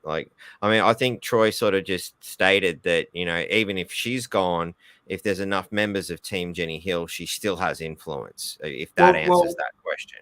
So yeah, she's the head of the party, which is called Team Jenny Hill. So if I was to beat her, because there's only her and I at the moment, so if I was to beat her, I sit at the head of the table. Now there's 10 councillors. If 6 councillors are Team Jenny Hill and they want to move something in the chamber, 6 versus the other 4, they win. They get to move their rules. But as mayor, what I can do in that instance, because I'm not Team Jenny Hill, is I can call them out, because they can't put a gag order on the mayor. But they put a gag order on Fran O'Callaghan and Sue Blom, but you can't gag the mayor. So imagine a mayor coming out and say, this councillor, this councillor, this councillor doesn't like what you suggested in the community. At some stage, you're going to break them down. Definitely. So, Troy, when you become mayor, please set a new paradigm and back it with community in mind and bring community together. It all begins locally. I believe that's pretty much what we've been saying, yeah? Absolutely. Look, it's about, as I said, every month, meeting with community. Take the good and the bad. I fight. So I'll stand out the front every time and let people yell and carry on, but we will have a civilized debate about what needs to happen in the community, in each area, and build the community from the base up, because we're going to start again. Get back to basics and get it right. He got to just, it was all right. Okay, cool. I'm guessing that she's satisfied with that answer. Crime is condoned. So yeah, actually, before I go any further, is there anything else about your campaign that we want to bring up? I might just quickly bring up, and we'll start taking some questions, so long as they're not ridiculous. And I know generally I'm happy to discuss the conspiracy theories, guys, and some of the more deeper stuff. Please bear in mind we are going to YouTube, and YouTube are very stringent about a certain topic that somebody has brought up a couple of times. It's not that I'm trying to avoid it. It's just I'm trying to get some coverage here to various different sources. I'm sure Troy will be happy to answer the more extreme questions that YouTube won't allow us to talk about, if you care to email him. But this is Troy's pledge here. Accountability and transparency, which I believe is pretty straightforward and we've kind of covered. Local conscience for crime programs. Is there anything else you'd like to add to that? I kind of feel we covered it, though. Well, I think we did. It's at the end of the day, there's got to be consequences for any action that's illegal, and let's put them back into work. Build some respect and pride back into the community. Obviously, improved roads, water, sewage infrastructure. I think we went through that pretty extensively. Personal and business rates freeze for 4 years, which we covered. Increased support for elderly, disability, and defence. I think. Is there anything you want to add to that? You talked about parking and planning and all of that. That includes our vulnerable people. So you got your and defence. We're a garrison city. They're not supported. They come out of army and they lose their support. So it's about building the community around and supporting those people who have supported us all their lives. When did we stop caring about our neighbour who's disabled, or our friends that are older? It's almost gone out the window. The other day, I saw somebody on a bus get on a bus and never stood up for an old lady who had a false leg. She had to stand there for a bus ride. That is just atrocious. And that comes down to no pride in city because of what we're being dealt. So it's about making sure that we look after all of those demographics and others. You know, we talked about Indigenous before. It's not about special treatment, same treatment, but proper treatment, respect. That's gone out the window. Let's bring that back. Wholeheartedly agree. So sale of unnecessary council. Yeah, we got that. Reduced council debt. Yeah. What is the current debt actually? How much has council overspent? Well, I would suggest that behind closed doors, there's more than one budget. So the budget itself says nearly $1 billion. $1 billion for this little town. But when you talk about equity and debt, so we're saying that there's $460 million worth of debt, $500 million worth of debt. Remember that the debt value is squashed when you overvalue your assets. I see. So all looks great on paper, but what that means is you've overvalued your house to make your debt look less. And when it comes time to foreclose, you end up with a bigger hole in your pocket. Yeah, so I would suggest that your $400 million debt is somewhere around the 700,000. Right. How long do you reckon it would take? You know, just roughly off what information you have available. Obviously, once you get in there, you probably have access to things you don't have access currently. But based on what you know, rough ballpark, how long do you think it would take to get that debt down? Could it be done in one term? Look, my goal is you'll never pay. It's great to have some debt, right? And the reason you have some debts is you get tax credits, depreciated values, you get concessions and all of those. But it's got to be a manageable debt, and we're not really managing debt if we've got to keep raising the rates and all the other bills and cost of living goes up. So we need to get just that debt down. So to bring the debt down, it is 100% possible to bring it down in a 4-year term. I don't plan to be just there for 4 years. Yeah. But it's about being a profitable and efficient city, right? Yeah. So there's got to be investments, but it's not to bring the debt up. We've got to bring the debt down first, and we've got to bring basic services back. Yeah. So, yes, I would say that within a first term, we can get to where we need to be financially, so that we're positive moving forward and our rates are then manageable and cost effective. So you've got a long-term plan, even though, the 4-year term, but should it come to re-election 8, how far into the future have you sort of got in your mind roughly? Well, it's interesting. I look at it. I'm very passionate about Townsville because I went to school here. I played sport here. My mum and dad were here. The army were here. My brothers are here. My brother died here. My friends are here. My partner's here. Everybody around me that I love and know are here. So I'm very passionate about the people around me in my community. I feel a sense of servitude to make sure that the guys around me are looked after, and however long that takes. But I don't want to leave. I want to leave it in a better place than what it is now. Mm-hmm. But I want to leave it in a place that somebody can pick it up and be proud of what they've got. When I win this campaign, I'm not picking it up on something I'm proud of. So there's going to be immediate changes, things that people will be happy about.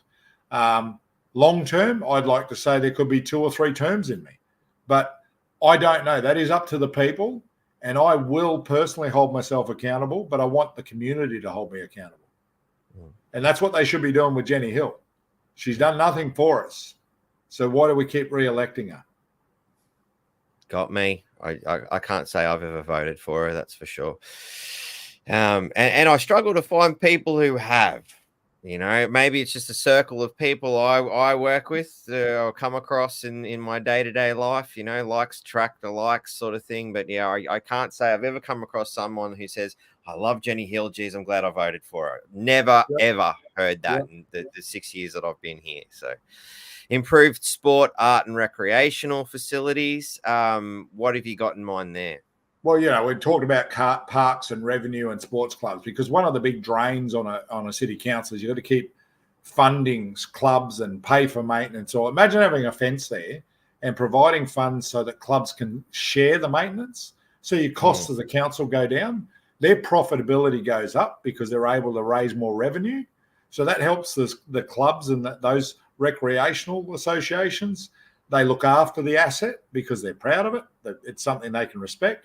And then you look at the Arts Centre. Interestingly, I had somebody from the Townsville Performance Arts Centre come to me and said, did you know that the civic council or civic chambers at the moment is only at stage 1? I said, what do you mean? He said, well, it's sold out every year, but it was proposed to be, all that land around it was supposed to be so much more than what it is. And we've got all these plans in, but we've moved other performing arts and other things in, and we've never finished off. And we don't really have an area where we can have, we go to civic theatre, but there's a couple of plays and things, but you can't do much there. Well, the expansion of that facility was going to be so much more. But we only ever finished stage 1. I didn't know that. So that was from somebody who is a patron of the arts in Townsville. And he said, and that stopped when Jenny Hill bought out other arts areas. Right. We forgot the arts community. So let's reinvest back into that. Let's make stage 2 and 3 real. Let's complete jobs instead of putting them on hold. I'd like to see some more arts in particular, you know, and, you know, perhaps something that's not 100% left biased kind of arts. Like, you know, if people want to do the trans thing, that's wonderful. But I feel like it's catering to a very small minority. You know, here on Cafe Locked-Out, Michael is a playwright, and he has said on many occasions, you know, that there's a lot of grants and all that are given to that kind of a community, you know, and it seems like people write to that style because that's where the grants are. Well, they know the words that need to be said to get the grant, right? Yeah, but they can't do what they actually want to do. That's it. And he found a way to make it quite successful, you know, and he became one of the only sort of playwrights that was producing content that wasn't that way inclined and still able to function. So in your arts world, do you think we can have more diversity? We should be. Absolutely. That's what the civic theatre and what they created, when you talk to those people, was supposed to be about, was diversity. Let's diversify everything in the arts and give everybody the opportunity, not a demographic. Let's make it available to everybody, because there's a lot of people in Townsville. We're not all the same. God help us if we were. Yeah. You know, so let exactly the perfect word, diversify. Let's put more money into the arts and grow it, because people will come if we do it. So let's put it out there and complete projects. We're not completing projects. You know, I've had road engineers in Townsville come to me and say, you know, we get to a point, we run out of money because we've overinvested, or we've, you know, it's blowing out. So we put a fence around it, we stop it until the next round of funding comes. So we don't complete projects. Yeah. Let's concentrate on one thing at a time and finish it. Definitely. And we've all seen, you know, it's the common joke. And, you know, I think you mentioned it in passing, you know, probably about an hour ago, you know, that, you know, somebody slacking off at work, you know, what are you doing? Oh, just I'm studying to be a council worker, you know, and it's not just here. It's a nationwide epidemic, you know, where council workers don't seem to really put a lot in. And I've come across a lot of council workers who, again, won't publicly speak out because of ridicule and, you know, potentially loss of job and whatnot, who have expressed excessive amounts of waste in the way things are done. You know, and people they've been, you know, when asked about it, they're told things, oh, who cares? It's ratepayers' money, which is pretty insulting when you are working in the community, and you as the council worker are part of that rate paying community, whether you're own your house or you're renting, if you're renting, that rent is part of that cost of rates is inclusive in your rent. So whether you I don't care, I'm a renter, is possibly one of the most ignorant things you could say, because if those rates come down, your rent will probably come down too. So, I think it's a ridiculous statement. I can't believe somebody in council, would actually say that to council workers. Who cares? It's just rate. They do. And the reason they do that is, what have they got to look up to? Yeah. What you look at the head, you got to stop the rot from the top. You got to cut that off. And everybody above them is falling in the same. You do fall into a routine. When you have pride and respect for your community and what you do as a job, you do it better. And unfortunately, when you are cultured into doing the same mundane thing all the time, not respected, then your performance starts to drop, doesn't it? So why not have somebody you can look up to and say, I want to be like that. I want to improve. I want this city to look great again. I can be part of that. But when what comes down the line is not, there's no co-ownership. It's ownership from the top, and you do what you're told. That doesn't work. No. That's socialism. That's communism. Exactly what it is. It's a dictatorship. So, moving along, cleaner city and neighborhoods. Where I don't think we've really talked about that too much. We're mindful of the time, so we'll kind of move quickly as we can so we can get to some questions. So by all means, make your comments in the questions. We will get to them. So the cleaner cities is about exactly that. Everywhere I walk, everywhere I go, we've got Dave who does the illegal dumping and looks at all of that and tries to help out. And he's forever on there fighting about the illegal dumping. You know what? If you had more green waste areas, and the green waste was mulch, and you had free mulch for garden beds, if you had free tip runs, once every month, free tip runs, so people would go and drop their rubbish at the rubbish tip. If you have free council pickups once a quarter or once every 6 months, but I'd say a quarter, then people aren't dumping it somewhere because it's going to come and be picked up. But you've got to put these things in place. Yes, they cost money, but how much more money does it cost to go and clean up a waste area? These people like Dave are soldiering on and doing everything he can for Townsville beautification. You go around the corner and somebody's dumped something else. So you put some of these things in place, you change, what is in front of you. You change the way people think, oh, well, you know what, there's a tip run, because people don't have money sometimes to go to the tip. So what do they do with it? They try and put it in the next door neighbour's bin. Try and put it somewhere else. And that's why dumping happens. Carve it up into pieces and throw it out over a long period of time, and hope a cyclone doesn't come to ruin your plan. And so change the process and make the city clean. You go to Singapore, there's no dirt, there's no rubbish, there's no anything, because everybody picks up after themselves. And you get 10 lashes for throwing your chewing gum around. I think even possession of chewing gum, isn't it? Personally, I'm all down for that. I'm so sick of standing in chewing gum. I think it's one of the most disgusting things with people throwing their bloody chewing gum everywhere. It drives me nuts. It's probably outside of a mayor's position to start, whipping people in the street publicly for chewing gum. But look, man, you'll have my support.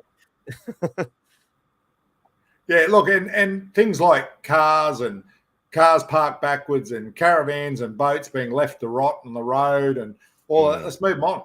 I'm happy for people to get fines for that, because let's find a space to put these things in, right? So you got caravans, let's put them somewhere. If it's a small fee, pay a fee, but get a fine if you're going to leave it there and rubbish your neighbourhood, because it makes everybody not respect what they've got and be proud of what they've got. Because you can have somebody 3 doors down that the lawn's 6 foot high, and there's 25 cars on the property. There's nothing worse. That's no pride in your town, because it comes from the top again. I think you actually are awoken an idea that I had like weeks ago that I was going to ask you. in that town planning scenario, I've noticed in a lot of the newer estates that are coming out, we've got some bloody small properties, 350 square meters. That is absurd. The street sizes are ridiculous. Now, having started driving trucks, I can tell you, trying to get around those newer areas to, deliver people's things. The trucks are, how things get there. You move into your new house, the first thing that happens is the truck usually. They can't get around.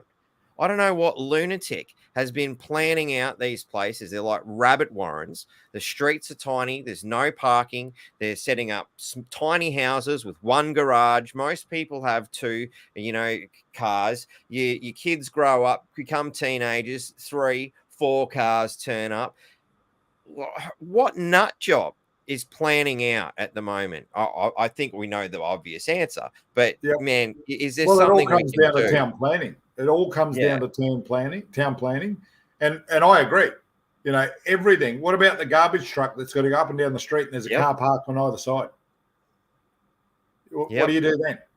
So it's no different whether it's a furniture, it's a delivery truck, it's a garbage truck. Then they're not planning things correctly. The cars, the utes and things are getting bigger. They're taking up more space.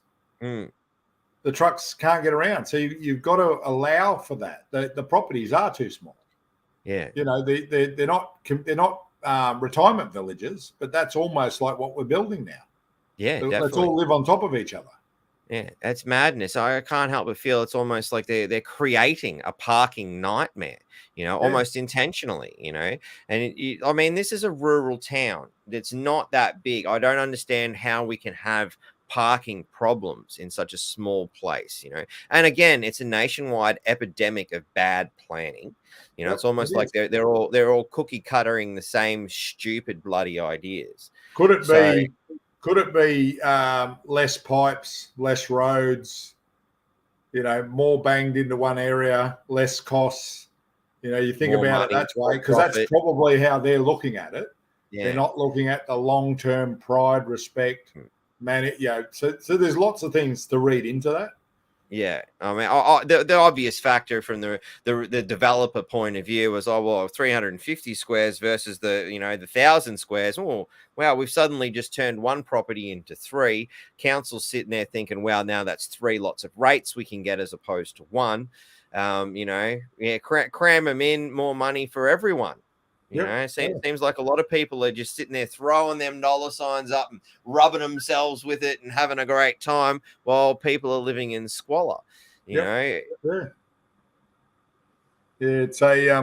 is an epidemic, mate. Things have to change, but until you change the head and the parties, you keep getting the same result. So it's silly that you got to keep saying to people, well, you complain about it, but you're not willing to do anything.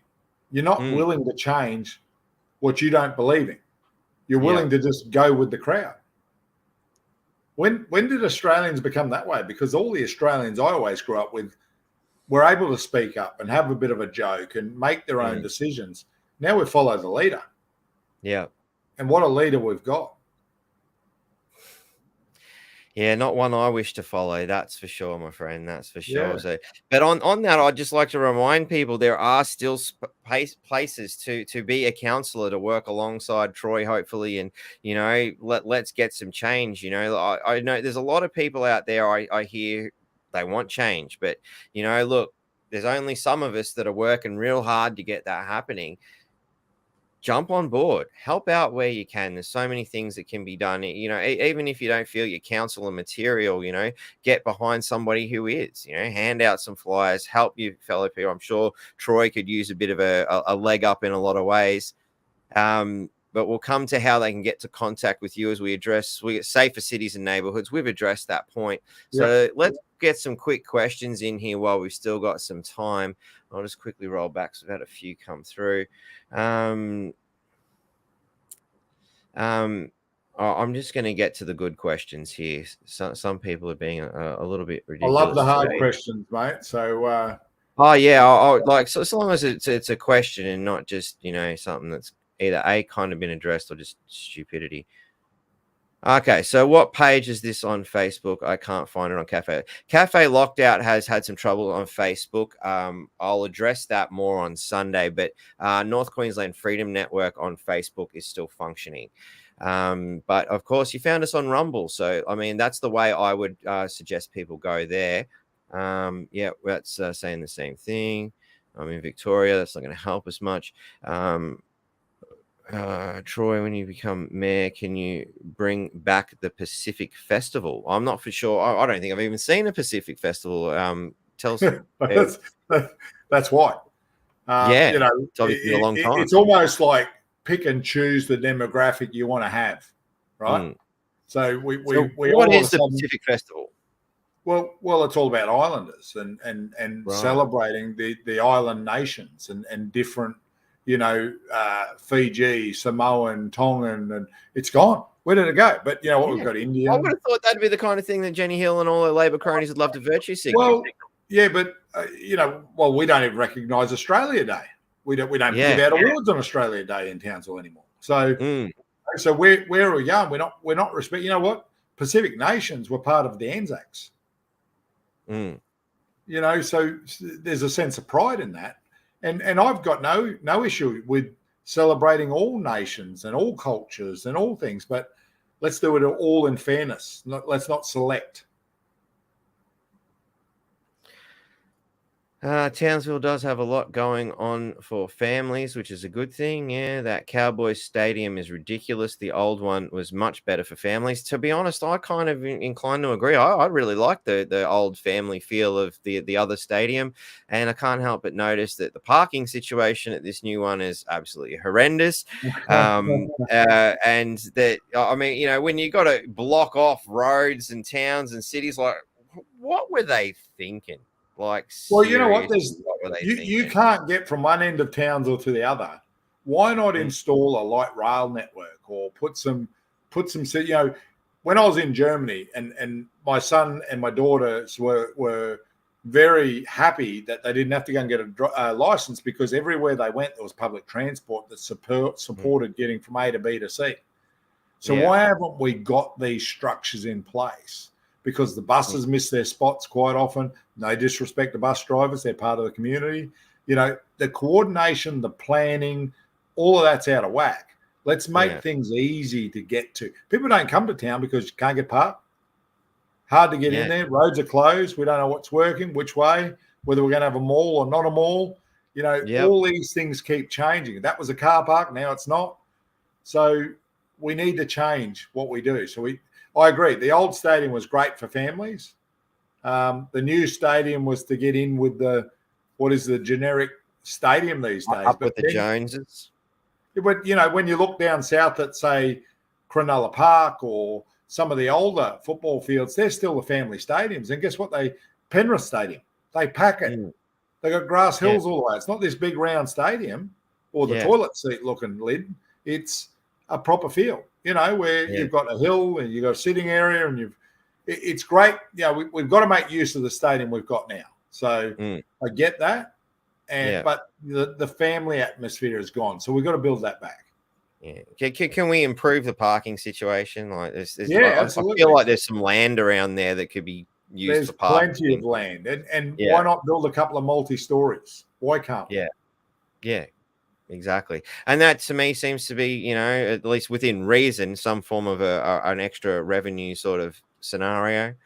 Well, you can host a lot of events at the stadium. Yeah. But you can't park there. You have to take a bus from out Whoop Whoop to get in. Yeah. And it's a bit of a mission when everything's blocked off, half the roads are closed. Like, how are you supposed to get the bus in there? It's nuts.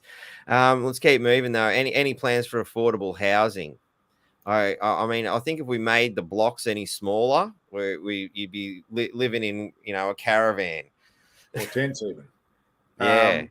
Look, the answer is yes. We want to sit down and work with all levels of government about funding and be constructive about what do you mean by affordable housing? What is acceptable to families? What are we actually looking at? And again, where's the community consultation? Yeah. We need to understand what community's expectations are, because it's all well and good saying, what do you deem as affordable housing? Because I can tell you the Premier doesn't live in a squalor. Yeah. He lives somewhere pretty comfortable. So everybody's got different levels of what that is. But again, our majority is built around our community. So we've got to understand what affordable housing is. And I'm all for making sure that we construct it so it fits our demographic, our population growth, and just ensure that everybody is housed and we're not homeless.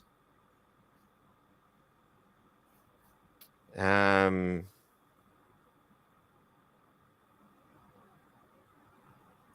not sure about this delinquent government. David Hurley should dissolve. Sorry, I'm not up to date with that one. Is that something you know about, Troy? I assume it's the Governor General should dissolve the government because it's inefficient. It's not really council related. So look, I think it's more of a statement. So try to stick with reasonable council questions, if we could, please. Will you scrap the welcome to country? It's an interesting one, and it's a topic that people shy away from. I'll answer the question. If I had my view, look, I think it's got a place in certain areas, but not every time I enter a plane, not every time I go to a sports field, not every time I have a council meeting, not every time there's a function. You know, it used to be something that people went, wow, isn't that great? But all of a sudden, it's engulfing what we are as Australians. So it's not disrespecting of Aboriginal or Indigenous people. It's about, let's be fair. We don't need that. I get sick of being told that I'm not Australian and that I don't understand. I was born here. I don't need to be welcome to my country because this is where I was born. But what I do is I do respect that Aboriginal people have an attachment to Earth different to what we do. So we have to respect that, but we don't have to play this game all the time. Let's make it a special event and a special occasion that, you know, we play our national anthem, we raise our flag, and we can celebrate who Indigenous people are, but let's not do it every 5 minutes. Yeah. Because we're playing to the mob. That's all it is. And as I've said in previous podcasts, I feel that it's cheapening the value of what being welcomed to country really is. And for anybody who wants to know more about what that really is, tune in next week. I actually have a wonderful Indigenous insider who's going to share some things. We're going to do some real truth telling. You know, we don't need to legislate it. We're just going to do it. So tune in next week, same bat time, same bat channel to hear more on that. We did the free parking. I don't know that we've got any more questions here that I think are, you know, particularly relevant to what's going on. Young Christian Price just come up on the screen about the free parking. He's one of the independents, one of the strong people have said, hey, you know what? I'm going to have a go. I'm going to have a go, and I'm going to put my hand up, and I'm going to run against Mark Malachino, the deputy mayor. So he deserves a vote and an opportunity, because if you want to get rid of Team Jenny Hill, you got to remove people like that. So awesome. Christian's running in Division 4. Awesome. And Christian, mate, feel free to drop us a line. We can get you in and have a yarn to you as well, and you can tell us what you've got to offer. My email, nqfreedomnetwork@protonmail.com if you'd like to drop me a line. Anybody who wants to get in contact with Troy, here's his Facebook. Do you have any other methods of contact? Yeah, look, on my Facebook, there's email. My mobile's there. As well as that, I announce my events every week where I am. People can see me. I'm pretty much getting out. I'm like everybody else. I'm a person who works long hours. Mark and I both talk about that. So I work ridiculous hours because you got to pay bills, right? Yeah. So I don't get the luxury of having a 6-week holiday while I campaign. I'm working. I'm doing my campaign after work and on weekends. But all of that is about meeting people. So you'll see it on my page where I am. This weekend, I'm in North Shore having coffee, talking to all the locals out that way. And then I'm at Cotter's Market on Sunday. No worries. Do you actually have any other social medias, or is it all pretty much Facebook? Well, we have social, Instagram, Twitter.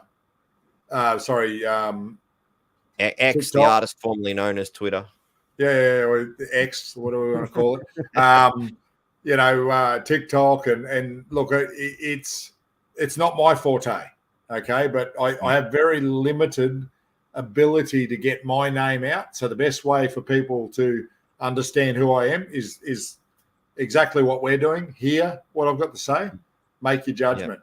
I don't hold anybody, whether they like me or not. I am who I am. And I'll answer the question. I certainly don't play diversion politics. Yeah. No, awesome, mate. Awesome. Well, we are coming to that 2-hour mark. I think it's been a really good show. Thanks heaps for coming on, man. No, it's been great to talk to you again, mate. It's been too long, way too long. Yeah, it has. It has been a long time since we've had a yarn, and this was definitely an interesting way to do it. All right. How long have we got till election time, mate? So the election is on the 16th of March, but between the 4th and 15th of March is that the pre-election. So your 2 weeks of voting. Postal votes are pretty much the ballot draw is on Wednesday this week. So then we know what position we want to put people. Where I'm going to sit on the card doesn't matter as long as you put one beside me. I'm happy. If you don't, that's all right. But we need Jenny to go last. So if there's 2 of us, she should be number 2. If there's 3 of us, she should be number 3. Definitely. At the end of the day, we've got to get rid of what we have now to make change. The election's the 16th. Most people get out before that. I'll be at all of the polling booths throughout the time and talking as much as I can to people. And I appreciate your time and taking the time to get me on here and talk to the audience, because that's the only way they're going to get to know me. Yep, definitely, mate. Definitely. So, yeah, and I don't know, maybe we can get you back just before that happens. We'll see how things pan out. Maybe we can even get some of the other, potential candidates in and have a little bit of a debate or something, just throwing that out into the ether. If people want to, I'm happy to facilitate a platform where these things are done. So, because I don't see a debate happening on the Townsville Bulletin. It's interesting, mate. I've got a debate on the 1st at the moment. It's Jenny versus me. Okay, cool. At the casino, and of all things, it is the editor of the Bulletin is going to be the person who'll be asking the questions. Wow! And then it's a Chamber of Commerce event. And then there's also a debate at North Queensland retirees. So for our elder generation, North Queensland Conservation Society. So at the James Cook University. So there's lots of little debates, discussions. Some people may go, some people may not go. I'm not hiding. Happy to stand out the front. I think unless you heard, you people don't know who you are. So, I think you've got to get out there as much as you can with what you're given as an opportunity. No worries, mate. So I appreciate all the time that you've given me. No worries. Look, mate, it's been a pleasure. It's always good. This is the North Queensland Freedom Network, and I like to be free and talk to North Queenslanders. It's what the whole thing was really there for, to reach out to the community and get some real community engagement, because I certainly didn't see a lot of that in, my former employment as in the media. I think we need alternative media to keep them on their toes. 100%. So, thank you very much, my friend. I might just chuck you in the backstage. We might have a bit of a yarn afterwards, because, I think we've got a few things we should probably have a yarn about. It's been a long time. I'll wind up the show and I'll talk to you in a minute, mate. Thanks, guys. I appreciate your time, mate.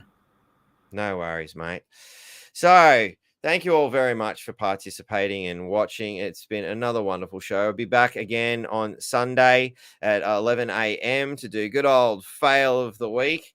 You know, there's a bit of a shout out here for Jeannie, Lee, Jennifer, Gaza, Mark, Carla, Karina, and Ruben, who have all become Patreons. You can become a Patreon too and support the network that supports the people. If you've got stories or you want to reach out to me in some way and, you know, become a part of this amazing community we're developing here, NQ Freedom Network at protonmail.com. Don't be afraid to drop me a line. And I'd also like to send a very special thank you to Fiona, who emailed me and you know, wanted to personally, you know, donate some coin to helping me fund what we're doing here. So very big thank you to Fiona, who is also looks like she's chasing down a story for me too, which is really great, you know. And that's what it's all about, is engaging that community, getting the community going, and actively getting involved in what's happening here. So let's build a better Townsville, people, and you know, and a better Australia, because, you know, let's face it, we're not just talking to Townsville today. We have been talking to all of Australia, and, you know, I didn't see some of my usual you know, Scotland friends and other people from around the world today, but it's always good to see that, you know, little old North Queensland is going international through this channel, you know, and there's not many other places that are doing that. And thank you, Carla. So until Sunday, stay free as best as you can, and I will have some more content for you soon. And of course, next week we've got my good Indigenous insider coming to give us some real cool truth telling. And the week after that, we got Clinton Hawkes coming in to tell us about why we should vote a little bit more in the KAP way. If that's something you're interested in, definitely tune in then too. He's a great bloke, and he's you know, does so much to help out the community where he can. Great, top bloke. You should always tune in and have a listen. But until next time, stay free.